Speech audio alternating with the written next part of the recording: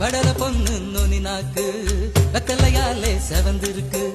வேப்ப மரத்து கிளி மூக்கு வெத்தலை போட்டா செவந்திருக்கு. இடுப்பு சேல இடைவெளியில் எனக்கு மட்டும் இடம் இருக்கு. ஆசைப்பட்ட மாமனுக்கு ஆட்டிப்பட்டி மனம் இருக்கு. கனியும் கனியும் தாராகனி கடியால் அடிச்சா கொடியா மலரும். மனச சேலைக்குள் மறைப்பது ஒழிப்பது அதுதான் பெண்ணின் குணம்.